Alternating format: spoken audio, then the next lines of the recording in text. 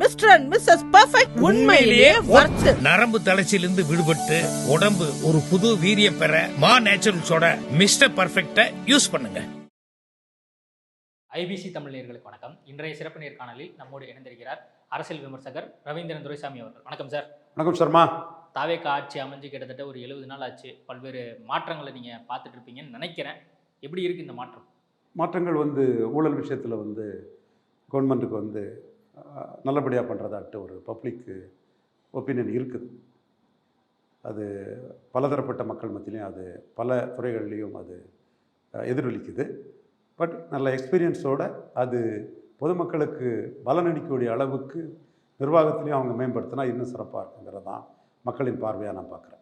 திமுக அதிமுக 2 ஆட்சிகளினுடைய அரசாங்கத்தை பார்த்துருக்கீங்க, அதே நேரத்தில் அரசியலையும் பார்த்துருக்கீங்க.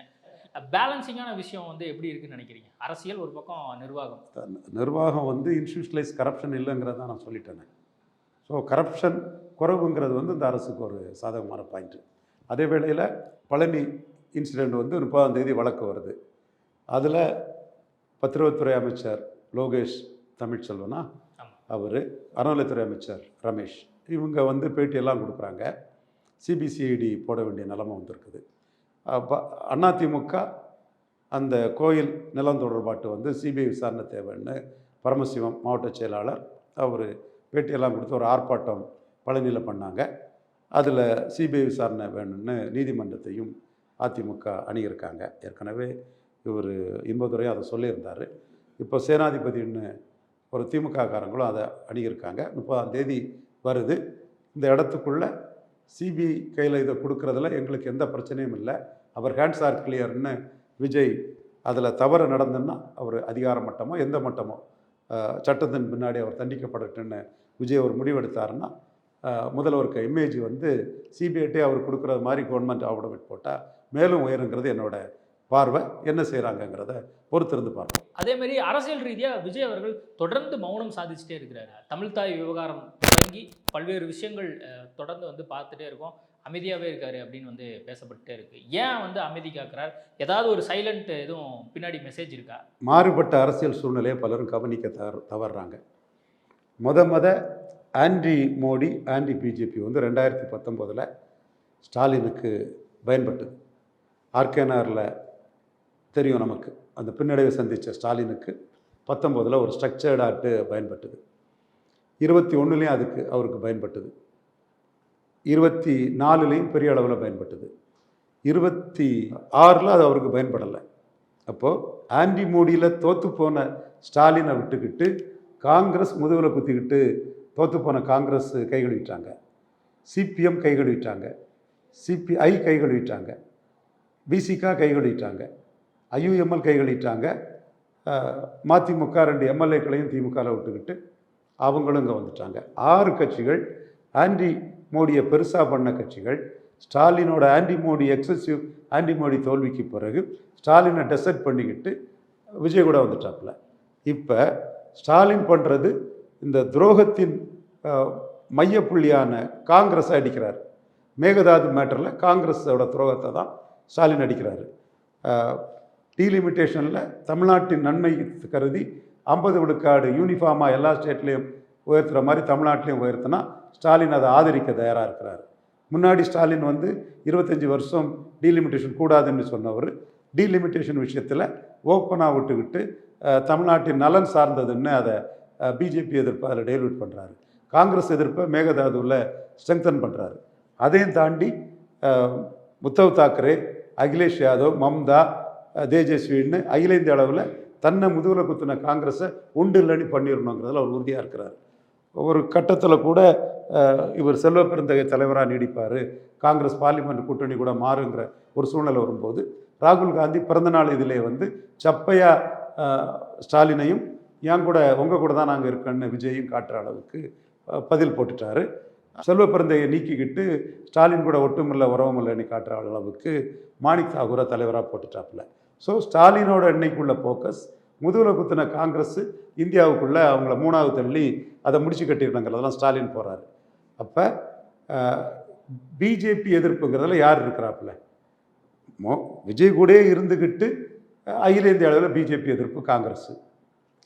சிபிஎம் சிபிஐ பிஜேபி எதிர்ப்பு, விசிகா 2001க்கு பிறகு 25 வருஷமாக பிஜேபி எதிர்ப்பு, ஐயுஎம்எல் நம்ம கேட்காண்டாம்.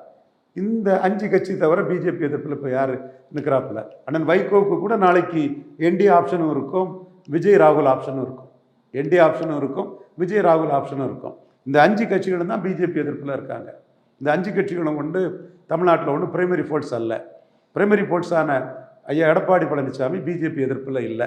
2024 பிரைம் மினிஸ்டர் கேண்டிடேட் இல்லாமல் அவருக்குள்ள கசப்பான அனுபவம் அவருக்கு தெரியும். பிரைம் மினிஸ்டர் கேண்டிடேட்டோட 2024 நின்று இருப்பாருன்னா எம்பிக்கள் வந்திருக்கும், நிலைமையே வேறு, அரசியல் களமே வேறு மாதிரி அமைஞ்சிருக்கும். அதே மாதிரி 2014 பிரைம் மினிஸ்டர் கேண்டிடேட் இல்லாத ஸ்டாலினுக்கும் பிரைம் மினிஸ்டர் கேண்டிடேட்டோட முக்கியத்துவம் எவ்வளோங்கிறது தெரியும். அவரும் ராகுல் நம்ம கூட நிற்க மாட்டார், நம்மளும் ராகுல் கூட நிற்க முடியாதுங்கிற சூழ்நிலையில் அசாண்டேட் ஆன்டி ராகுல் தான் பண்ணிட்டு இருக்கிறாரு. இந்த சூழ்நிலையில் விஜய் யாருக்காக யாரை கண்டு அச்சப்பட்டு ஆன்டி மோடியை ஹெவியாக பண்ணணும்? மோடியை எதிர்த்து அவர் இது வரைக்கும் பேச மாட்டேங்கிறார், பாஜகங்கிற வார்த்தையை வந்து விஜய் அவர்கள் பயன்படுத்த மாட்டேங்கிறார் அப்படிங்கிறது தான் தொடர்ந்து திமுகவினர். பாஜக எதிர்ப்பு தமிழ்நாட்டில் செத்து போயிட்டு 2026ஓட மோடி எதிர்ப்பு கோகையா, அதுதான் உண்மை. நுணுக்கமாக பார்த்தா அது தெரியும்.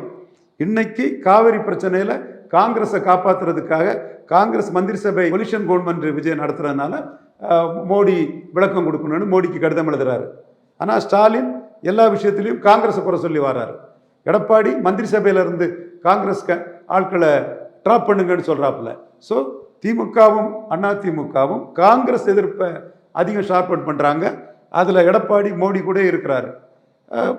ஸ்டாலின் ஈக்விட்டிஷன்ஸ் கீப் அப் பண்ணி காங்கிரஸ் தான் எதிரின்னு ப்ளே பண்ணுறாரு. ஸ்டாலினுடைய எண்ணம் 2029 நம்ம பிஜேபியோட கூட்டணி போயிடலாம் அப்படிங்கிறதா? பிஜேபி ஆப்ஷன் ஸ்டாலினுக்கு இருக்குது. காங்கிரஸ் ஒழிக்கணுங்கிற எண்ணம் ஸ்டாலினுக்கு இருக்குது, சீமானுக்கு இருக்குது. இப்போ நீங்கள் சீமானை பற்றி சொல்கிறீங்க, சீமானுடைய எண்ணோட்டம் தான் என்ன?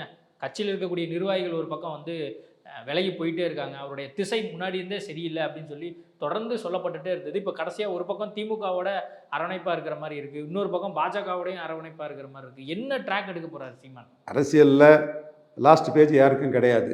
வீட்டுக்கு போன்னு சொன்ன நரசிம்மராவ் தான் பிரைம் மினிஸ்டர் கேண்டிடேட் ஆகி வந்து அசட்டிவாக சோனியா காந்தியை உண்டு இல்லைன்னு வாயை அடைச்சார், வரலாறு. ஸோ சீமானுக்கும் வந்து 8 விழுக்காடு மக்களவையில் எடுத்தவர், அவருக்கும் சிறப்பான எதிர்காலம் இருக்குது. அரசியல் சூழ்நிலை எப்படி வருது, எப்படி அவர் வியூகம் அமைச்சு போறாருங்கிறத பொறுத்து தான் அந்த முடிவுகள் சொல்லப்படும். இல்லை என்ன வியூகத்தில் இப்போ அவர் இருக்காரு? ஒரு பக்கம் என்ன வியூகம்ங்கிறது, ஸ்டாலின் வந்து ரொம்ப அரவணைப்பா நல்லா ஒரு ஜோயிலா வந்து பேசுறாரு. அதே மாதிரி சரத்குமாரோடைய அந்த பிறந்தநாள் நிகழ்ச்சியில ரத்த உறவு அப்படின்னு வந்து பேசுறாரு. ரத்த உறவு தான், அதில் மாற்றம் இல்லை. ரத்த உறவு தான், மாற்றம் இல்லை, உண்மைதான் அது. இதில் உங்களுக்கு பிரைம் மினிஸ்டர் கேண்டிடேட் முக்கியம். தனிச்சு போட்டியிடுவார் 239. அவர் அதை தான் சொல்கிறாரு. நம்ம தனித்து போட்டிங்கிற முடிவில் நாம் மாறினா மக்களுக்கு கொடுத்த நம்பிக்கையை நம்ம துரோகம் பண்ணக்கூடாதுன்னு தான் நம்மகிட்ட சொல்கிறார். என்கிட்ட அதான் பேசும்போதே சொன்னார், தனிச்சு தான் அப்படிங்கிறார். இப்பயும் அப்படி தான் இருக்காரா? அவர் அதுதான் சொல்கிறார். நம்ம போன்றவங்க வந்து பிரைம் மினிஸ்டர் கேண்டிடேட் முக்கியம். ராகுல் வந்து ஈழத்துக்கு பெரிய அநீதி இழைச்சவர். 2009 அவங்கள பாதி இடத்துல காலி பண்ணிங்க. 29 மொத்தமாக காலி பண்ணுறதுக்கு மோடி பிரதமர் அணிக்குள்ள சீமான் வந்தால் சிறப்பாக இருக்கும். 8 விழுக்காடு எடுத்தவர், அவர்கிட்ட இருந்த சட்டமன்ற தேர்தலில் வெளியேறின வாக்குகளையும் மோடி பிரதமரையும் கொண்டு வர முடியுங்கிறது என்பவர்களோட ஒரு பார்வை. அவர் தனிச்சு போட்டியிடுங்கிறதுல தான் இருக்கிறாரு. திமுக கூட்டணிக்குள்ளே அவர் போகிறதுக்குள்ள வாய்ப்பு இல்லை. அது திருமாவளவன் சொல்கிறது போய், அதுக்கான சூழ்நிலை இல்லை. ஏன்னா பிரைம் மினிஸ்டர் கேண்டிடேட்டு முக்கியம். அங்கே பிரைம் மினிஸ்டர் கேண்டிடேட் இல்லாத ஸ்டாலின்கிட்ட போய் திருமாவளவன் நிற்பாரா? நிற்க மாட்டார். ஷோ காட்டுவார் நிற்கிற மாதிரி. அவருக்கு தெரியாது. பிரைம் மினிஸ்டர் கேண்டிடேட் இல்லாத விஜய்கிட்ட கூட நிற்க மாட்டார் திருமாவளவன். ஸோ அப்போ தனிச்சு போவார், அல்லது பிரைம் மினிஸ்டர் கேண்டிடேட் உள்ள ஒரு அணி. அதில் காங்கிரஸ் கூட நிற்க முடியாது. அவங்க ஈழப்படுகொலை, அந்த பழிக்கு பழி, நாங்கள் தான் தமிழர்களை தான் கொண்டு சீமான் கிளைம் பண்ணுறது, இது எல்லாமே வந்து ஒரு இது தெரியும். இன்றைக்கி கூட சொல்கிறாரு, காங்கிரஸ் ஒழிக்க தான் கட்சி ஆரம்பிச்சேன்னு சொல்கிறாரு. அவரும் காங்கிரஸ் எதிர்ப்பை தான் கடுமையாக ஷார்பன் பண்ணுறாரு. ஸோ தனிச்சு போட்டியிடலாம், அல்லது மோடி பிரதமங்கிற அணி. அது ஒரு கிளாரிட்டியாக தெரியுது. ஆனால் தமிழ்நாட்டு அரசியல அவர் எப்படி எடுத்து செல்ல போகிறார்? இப்போ 8% இருந்த கட்சி 4% ஆயிடுச்சு. அதே மாதிரி அவர் கூட இருந்த களஞ்சியம் உட்பட எல்லாருமே வந்து கிளம்பி போயிட்டாங்க. இப்போ அடுத்து கட்சியை ஒரு பக்கம் மறுகட்டமைப்பு பண்ணணும், புதிய ஸ்ட்ராட்டஜியை வகுக்கணும். 29க்கு முன்னாடி உள்ளாட்சி தேர்தல் வரப்போகுது. இந்த மாதிரி பல்வேறு விஷயங்கள் இருக்கு தமிழ்நாடு. இப்போ அவர் வந்து விபி சிங் பாணியில் அவர் அம்பாசமுத்திரம் இடைத்தேர்தலில் எதிர்கொள்ள போகிறார். விபி சிங் வந்து ராஜீவ்காந்திக்கு எதிராக, விபி சிங் வர்சஸ் ராஜீவ்காந்தி அலகாபாத்தில் எதிர்கொண்ட மாதிரி விஜய் வர்சஸ் சீமான ஒரு அம்பாசமுத்திரத்தில் எதிர்கொள்ள போகிறாரு. அதனால தான் அந்த கரூர் கம்பாஷனேட் கிரவுண்டு வேலை வாய்ப்பை வந்து திமுகவோ அதிமுகவோ அதை அஜிடேட் பண்ணாத போது இது அவர் ஈக்குவாலிட்டி ஃபீவர் லா, ப்ரொடெக்ஷன் ஃபீவர் லா, இது தவறுங்கிற அடிப்படையில் அவர் வழக்கு தொடர்ந்து ஜெயித்திருக்கிறார். இது மற்ற திமுக அதிமுக தாவேக்காவுக்கு எதிராக இந்த வழக்குக்குள்ளே போகலை. சீமான் போல்டாக போனாருன்னா அதில் கம்பாஷனேட் கிரவுண்டில் போட்டு அவர் கெடுக்கிறாருன்னு நினைக்கிறவன் போடாண்டான். வேலைவாய்ப்பற்ற இளைஞர்கள் சீமான் பண்ணுறது சரிதான்னு சொல்கிறவங்களும் விஜய் சொல்கிறது தவறுன்னு சொல்கிறவங்களும் தன்னை ஆதரிச்சா போதுன்னு அவர் அந்த இடத்துக்குள்ளே ஆன்டி டிவிகே கவர்மெண்ட்டாக போகிறார். ஸோ அம்பாசமுத்திரத்தில் பிபி சிங் பாணியில் அவர் நின்று வெற்றி பெறலாங்கிறது அவருக்கு நோக்கம். டோர் டு டோர் கேன்வான்ஸ்னாலும் சரி, உலகம் ஃபுல்லாக உள்ள தமிழ் ஆர்வலர்கள் இந்தியா ஃபுல்லாக உள்ளவங்களெல்லாம் அம்பாசமுத்திரத்தில் இறக்கி அந்த இடத்துக்குள்ளே பிபி சிங் அலகாபாத்தில் வெற்றி பெற்ற மாதிரி வெற்றி பெறணுங்கிறது தான் அவருக்கு வீகம். அம்பாசமுத்திரத்தில் ஏன் அவர் நிற்கணும்? மற்ற நபர்கள்லாம் வந்து எடுத்து சொல்லி அதுக்கப்புறம் அவர் நிற்கிறார் அந்த இடத்துல. அவர் நிற்கிறதாட்டு அனௌன்ஸ் பண்ணிட்டார். அம்பாசமுத்திரம் அது முடிவு அவரோட முடிவா? அவரை பொறுத்தளவு இல்லை மற்ற திமுக பாஜக உங்களை போன்ற ஆட்கள்லாம் சொல்லி அது மாதிரி அங்கே நிற்க வைக்கிறதுக்கான திட்டமா? ஒரு இண்டிபெண்ட் லீடர். அவர் வந்து அம்பாசமுத்திரத்தில் நிற்கிறேன், மற்ற தொகுதியில் நிற்பாங்கங்கிறத சொல்லிட்டார். யார்கிட்டையும் ஆதரவு கேட்கல. So early bird will catch the ஃப்ளைங்கிற மாதிரி இடைத்தேர்தலில் கண்டெஸ்ட் பண்ணுவேன், நான் அம்பாசமுத்திரம் கேண்டிடேட்டுங்கிறத அவர் தான் ஆளாக இங்கே அனௌன்ஸ் பண்ணியிருக்கிறார். மற்றபடி திமுக அங்கே நிற்குதா அதிமுக நிற்கிறதெல்லாம் பிறகு தான் தெரிய வரும். எனக்கு அந்த தேர்தலை பொறுத்த அளவில் 4 தொகுதியில் அதிமுக டஃப் ஃபைட் கொடுப்பாங்க நான் கருதுகிறேன். கரூர், பெருந்துறை, தாராபுரம், மதுராந்தகம் இந்த 4 தொகுதியிலையும் தமிழ் மண்ணில் களத்திலிருந்து சொல்கிறேன், மும்முனை போட்டி ஆயிற்று களம். எடப்பாடி பழனிசாமி விசிலையும் உதயசூரியனையும் கூட விசிக, காங்கிரஸ், சிபிஎம், சிபிஐ, மதிமுக, ஐயுஎம்எல் எல்லாம் இருக்கும்போதே தோற்கடித்த தொகுதிகள் இந்த 6 தொகுதிகளும். இந்த 6 தொகுதியில் விஜய்க்கு ஒரு ஆதரவு வளையம் சென்னையில் 45 விழுக்காடெல்லாம் வரும்போது விசில் தோத்த தொகுதிகள். குறிப்பாக நம்ம எல்லாரும் இதை உற்று நோக்கி பார்க்கணும்.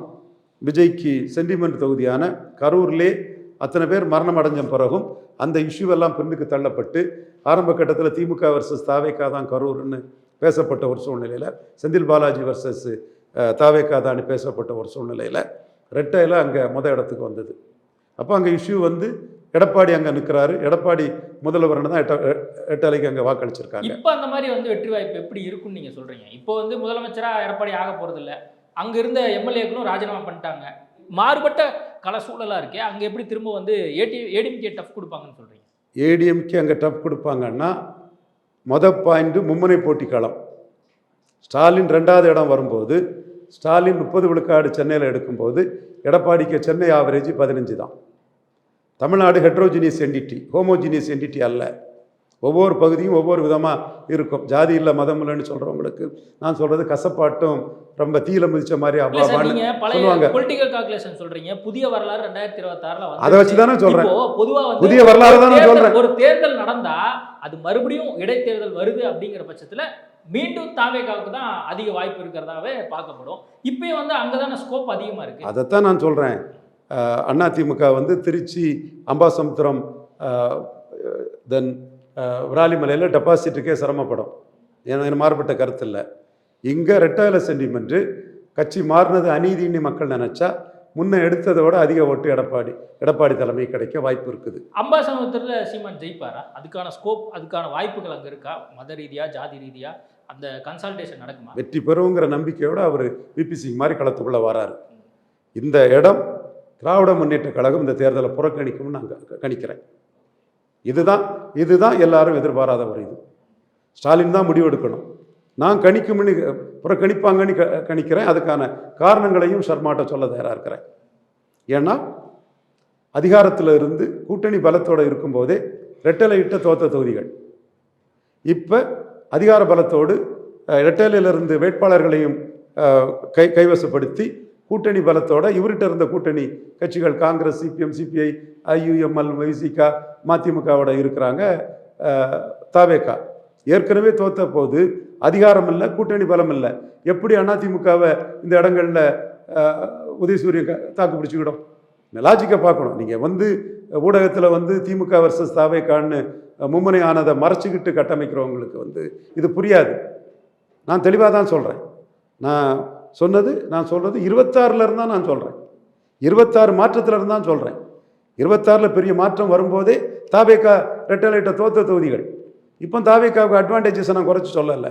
ஆனால் எடப்பாடிக்கு வந்து எடப்பாடி இது பெருந்துறை தொகுதி 35 விழுக்காடு ரெட்டலை எந்த காலத்திலையும் குறையாத தொகுதி.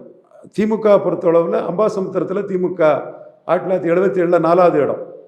89 எம்ஜிஆரோட பெரிய வெற்றியை கலைஞர் 4 முனையில் போட்டியில் பெறும்போது காமராஜ் ஆட்சி அமைப்போன்னு ரவி அருணன் நாடார் கன்சால்டேஷனில் ஜெயித்து போன இடம். பெருந்துறை 77 எம்ஜிஆருக்கு இணையாட்டு எம்ஜிஆரை தாண்டி சென்னை தஞ்சாவூரில் நிற்கும்போது 4வது இடம் போனது திராவிட முன்னேற்ற கழக வேட்பாளர். ஸோ இதே பெருந்துறை தன்மையில் தான் திராவிட முன்னேற்ற கழகத்துக்கு கரூரும் தாராபுரமும் இருக்குது. அதுதான் 2026 ரிசல்ட். நான் பழைய காலத்துக்கு போகல, கரண்ட்ல இருந்தா நான் பேசுறேன். இப்போ 2026ல் இப்போ இடைத்தேர்தல் வரப்போகுது 6 தொகுதிகளுக்கு. அப்படிங்கும்போது எல்லா இடங்கள்லையும் தாவேகா ஜெயிக்குமா, இல்லை எங்கேயாவது ஒரு ஸ்கோப்? திமுக போட்டியிடாதுங்கிற ஒரு கருத்தை சொல்றேன். 6லையுமே போட்டியிடாதா? திமுக போட்டியிடாது இடைத்தேர்தலில். போட்டியிடாததில் அவங்களுக்கு சிக்கல் இருக்குது. நீங்கள் கலைஞர் வந்து எம்ஜிஆரோட பெரிய தலைவராக இருந்தார் அண்ணா நகர் மயிலாடுதுறையில் வெற்றி பெறும்போது. ஆனால் அதே கலைஞர் 4 இடத்துல தேர்தல் நடக்கும்போது அவர் வந்து உப்பிரியாபுரத்தில் ரெட்டலையோட 26,000 ஓட்டு குறைஞ்சி தோக்குறாரு. அண்ணா நகரும் மயிலாடுதுறையும் வெற்றி பெறாரு. இப்போ இருக்கக்கூடிய 6 தொகுதியும் திமுகவுக்கு திருச்சி தவிர உப்பிலியாபுரங்கள். உப்பிலியாபுரத்தில் போய் என்ன சாதிக்க முடியும்? சாத்தாங்குளத்தில் ஏன் கலைஞர் போட்டி போடலை? பசும்பன் தேவரையா 52 வெற்றி 57 வெற்றி பெற்றுக்கிட்டு 52 தான் அவர் அசம்பிளி ரீட்டைன் பண்ணார். 57 பார்லிமெண்ட்டில் ரீட்டைன் பண்ணிக்கிட்டு முதுகுளத்தூர் ரிசைன் பண்ணும்போது ஏன் அண்ணானுக்கல்ல முதுகுளத்தூரில்? திராவிடம் தமிழ்நாடு ஃபுல்லாக தானே, ஏன் அண்ணானுக்கல்ல கேண்டிடேட் போடலை? ஏன் சாத்தாங்குளத்தில் கலைஞர் கேண்டிடேட் போடலை? ஏன் ஜெயலலிதா இடைத்தேர்தலில் கேண்டிடேட் போடலை? ஏன் எடப்பாடி கேண்டிடேட் போடலை? இந்த வகையில் ஸ்டாலினும் வந்து ரெட்டலை கிட்ட 2வது இடம் ஒரு கூட்டணி பலத்தோட திமுக வரும்போது ரெட்டலைட்ட தோத்த தொகுதிகளில் கேண்டிடேட் போட மாட்டார், விலகிடுவாங்கிறது என்னோட கணிப்பு. ஸோ இது எப்படி அமைதுன்னு பிறகு தான் அந்த ரிசல்ட்டை சொல்ல முடியும். நீங்கள் இது லாஜிக் புரியுதா உங்களுக்கு? திமுகவின் பலகீனம் உங்களுக்கு புரியுதா? ஆனால் திமுக 2வது இடம் தான் திமுக. ஆனால் இந்த இடங்களில் திமுக வந்து 3வது போயிடுவாங்க. ஒருவேளை போட்டி போட்டா திண்டுக்கல்ல 3வது போகலையா? கோயம்புத்தூரில் மக்களவையில் போகலையா? கோயம்புத்தூர் அசம்பிளியில் போகலையா? வரலாறு, அந்த வரலாறு திரும்பக்கூடிய சூழ்நிலை தான் இங்கே இருக்கும். ஸோ அதை தவிர்க்கிறதுக்கு, தட்டி கழிப்பதற்கு முன்னுதாரணங்கள் இருக்குது. அந்த முன்னுதாரணங்களை ஸ்டாலின் அடாப்ட் பண்ணுவார் நான் நினைக்கிறேன். என் ஃப்ரெண்டு கூட ஒருத்தர் சொல்றார் கேண்டிடேட் எல்லாம் தேர்வு பண்ணியாச்சு. பொய்யான்னு நான் அவர்கிட்ட. அப்போ தாவேகா வெர்சஸ் அதிமுக வெர்சஸ் நாம் தமிழர் தான் இருக்க போது இந்த இடைத்தேர்தலை பொறுத்த வரைக்கும். இந்த இடைத்தேர்தல் 4 தொகுதியில் அதிமுக எடப்பாடி தலைமை பவர்ஃபுல்லாக நிற்கும். இன்னும் அந்த இடங்களில் வந்து 3 வெள்ளாள கவுண்டர்கள் வந்து எடப்பாடி பின்னாடி கன்சால்டேட் ஆகிறதுக்குள்ள ஒரு சூழ்நிலையும் வரலாம். ஓகே சார், பொறுத்திருந்து பார்ப்போம் என்ன நடக்குதுன்னு சொல்லி. நிறைய விஷயங்கள் கொடுத்து பேசியிருக்கோம். நேர்காணல் கொடுத்ததுக்கு மிக்க நன்றி. மிஸ்டர் அண்ட் மிஸ்ஸஸ் பர்ஃபெக்ட் உண்மையிலேயே வொர்த். நரம்பு தளர்ச்சியிலிருந்து விடுபட்டு உடம்பு ஒரு புது வீரியம் பெற மா நேச்சுரல்ஸோட மிஸ்டர் பர்ஃபெக்ட்டை யூஸ் பண்ணுங்க.